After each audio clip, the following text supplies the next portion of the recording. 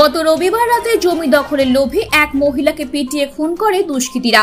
অভিযোগ ওঠে তৃণমূল আশ্রিত দুষ্কৃতীদের বিরুদ্ধে। ঘটনাটি ঘটে নদিয়া জেলার রানাঘাট থানা অন্তর্গত বৈদ্যপুর ২ নম্বর গ্রাম পঞ্চায়েতের বেলঘড়িয়া গ্রামে। এক দিন দরিদ্র অঞ্চলের পরিবার ভিক্ষাবৃত্তি করে জীবন প্রতিপালন করতেন।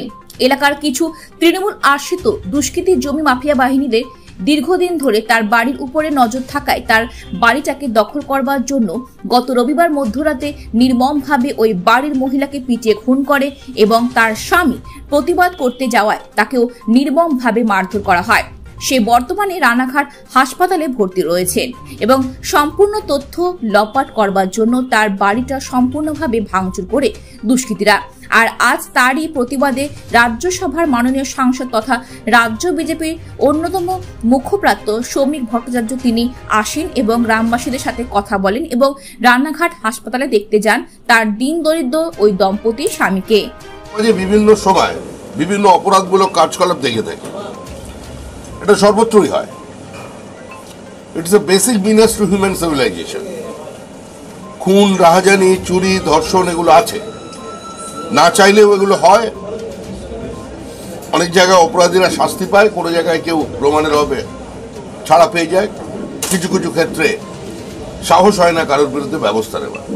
কিন্তু যে মর্মান্তিক ঘটনার আমরা সাক্ষী হলাম, যে মানসিকভাবে সম্পূর্ণ বিপর্যস্ত এবং কিছুটা মানসিক ভারসাম্যহীন একজন ব্যক্তি এবং তার স্ত্রীকে এইভাবে নৃশংস পিটিয়ে মারা হলো, আগুন লাগানো হলো, গলায় দড়ি দিয়ে টেনে নিয়ে যাওয়া হলো।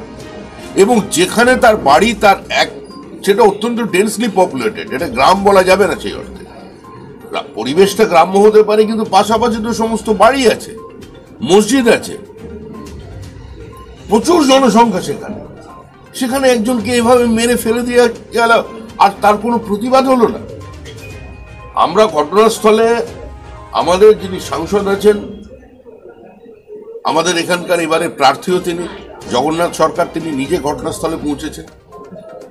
ঘটনাস্থলে পৌঁছানোর পর যে নামগুলো অভিযুক্তদের উঠে এসেছে, তাদের মধ্যে বেছে বেছে দুজনকে গ্রেপ্তার করা হয়নি। এটা একদম সম্পূর্ণ একটা বিভাজনের রাজনীতির জন্য প্রশাসনিক পদক্ষেপ। আজকেও আমরা হসপিটালে গিয়েছি, ভদ্রলোক এতটাই মানসিকভাবে বিপর্যস্ত এবং ভারসাম্যহীন, তিনি বলছেন আমাকে কিছু ভিক্ষা দিয়ে যাও। এবং এই মহিলা বারংবার তার উপরে যে নির্যাতন চলে, পাড়ার লোকেরা অত্যাচার করে, তা নিয়ে থানাকে ইনফর্ম করেছে, কোর্টে মামলা করেছে। এমনকি গতকালে তার বয়ান অনুযায়ী 7 দিন আগে তার প্রাণনাশ হতে পারে এই বলে তিনি থানায় অভিযোগ করেছেন, লিখিত অভিযোগ করেছেন বলে শোনা যাচ্ছে। এবারে পরিকল্পিতভাবে তার বাড়ি ভাঙচুর করা হলো, ভাঙচুর করে সেখানে প্রমাণ লোপের ব্যবস্থা করে দেওয়া হলো। আর আমরা অতীতে কোনোদিন শুনিনি যে ঘটনাস্থলে একজনকে পিটিয়ে খুন করা হয়েছে, আগুন লাগানো হয়েছে, গলায় দড়ি দিয়ে টেনে নিয়ে যাওয়া হয়েছে এবং তার বাড়িতে অন্য কোনো প্রাণী নেই।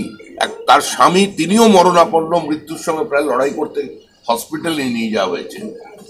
তার বাড়িটা গোপনে পুলিশ দাবি করছে যে পুলিশ সেটাকে, বাড়িটাকে ঘিরে রেখে দিয়েছে, সমস্ত ঠিকঠাক করে দিয়েছে। আর স্থানীয় মানুষ কেউ স্বীকার করছেন না যে কে এই বাড়িটা, কালকে যা ভিডিও ফুটেজ আপনাদের কাছে ছিল যে সম্পূর্ণ ভাঙাচোরা অবস্থায় আছে, সেই বাড়িটা সুন্দরভাবে চারিদিক থেকে ব্লক করে দেওয়া হয়েছে। এ ধরনের ঘটনায় কি প্লেস অফ অকারেন্সকে একটা টেপ দিয়ে পুলিশ ঘিরে রাখে, সেখানে পুলিশ পোস্টিং থাকে। কিন্তু এক্ষেত্রে দেখা গেল যে একটি ছেলে এসে আমাদের অভিযোগ করছে যে তৃণমূলের দুজন তারা পুলিশের সঙ্গে এসে ঘর ঠিকঠাক গুছিয়ে দিয়ে চলে গেছে। সে অভিযোগ করে গেল, কিন্তু প্রকাশ্য অভিযোগ করবার সাহস নেই, কারণ এতটাই এই মুহূর্তে আতঙ্কে আছে। আমি ব্যক্তিগতভাবে 3 জায়গায় মহিলাদের সঙ্গে কথা বলার চেষ্টা করলাম, তারা কেউ আমাকে দেখে মুখ ঘুরে অন্যদিকে চলে গেলেন। আমি শুধু জিজ্ঞাসা করেছিলাম এই বাড়িটাকে কে আবার ঠিকঠাক করে দিয়ে গেল, সারাইটা কে করলো, এর কোনো উত্তর পেলাম না। ঠিক ওনার পাশের যে অ্যাডজয়নিং হাউস, সেখান থেকে বলা হলো একজন মহিলা, হ্যাঁ বাড়ি সারানো হয়েছে, কেউ সারিয়ে দিয়ে গেছে। কে সারিয়েছে? বলছেন আমরা দেখিনি। মানে এলাকার মানুষকে আতঙ্কিত করে দেওয়া হয়েছে রাজনৈতিক শক্তি ব্যবহার করে, এবং তার সঙ্গে পুলিশ যৌথ উদ্যোগে পুলিশ এবং শাসক দল সেখানে গিয়ে এই বাড়িটা মেরামত করে এসেছে। এর উদ্দেশ্য জমি দখল হতে পারে, কারণ এ ধরনের একজন গ্রাম্য একজন অসুস্থ মহিলাকে নৃশংসভাবে পিটিয়ে মারা এই ঘটনা তো শুনিনি। আজকেও সমাজে শোনা যায় ডাইনি বলে পিটিয়ে লোক মেরে দেওয়া হয়, পরে তাদের গ্রেপ্তার করা হয়। এই ধরনের অভিযোগও তো নেই। এই ভদ্র মহিলার বিরুদ্ধে অভিযোগটা কি? আমরা অবশ্যই যাব, এই ব্যাপারটা তো এখানে মিটবে না। আমরা কমিশনে যাব, আমরা আদালতে যাব।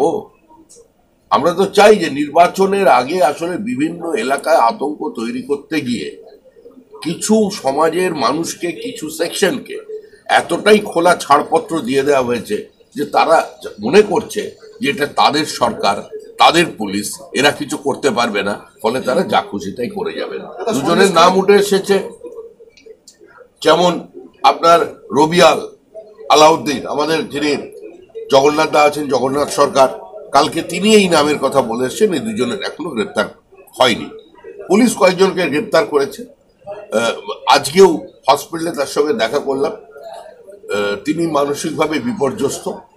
আরো মানে এটা রহস্য না মজা না অন্য কিছু বুঝতে পারছি না। তিনি যে বললেন যে পুলিশ এতটাই সহানুভূতিশীল এবং পুলিশের এতটাই আমরা মানবিক মুখের সন্ধান প্রথম আজকে রানাঘাটে পেলাম, যে সেখানে দেখা যাচ্ছে ভদ্রলোক বলছেন যে আমাকে বাথরুমে নিয়ে যাওয়ার, আমাকে হাঁটানোর, আমার পথ্য জোগাড় করে দেওয়ার সমস্ত দায়িত্ব পুলিশ নিয়েছে। তা আমাদের রাজ্যের যিনি মুখ্যমন্ত্রী, যিনি পুলিশ মন্ত্রী, যিনি স্বাস্থ্যমন্ত্রী শ্রীমতী মমতা বন্দ্যোপাধ্যায়, যিনি কার্যত হসপিটালকে স্বর্গ করে দিয়েছেন, সুপার স্পেশালিটি হসপিটাল বানিয়ে দিয়েছেন, তাহলে পুলিশ আবার বলছে যে এই হসপিটালে তাকে অ্যাসিস্ট করবার মতো কেউ নেই।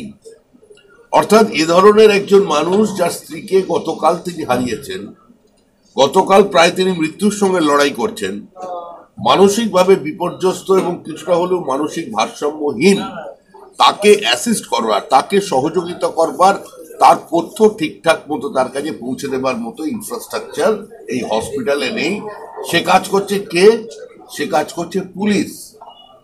বলছেন আইসি সাহেব লোক পাঠিয়ে, আইসি সাহেবের লোক, পুলিশ সব ব্যবস্থা করে দিচ্ছে।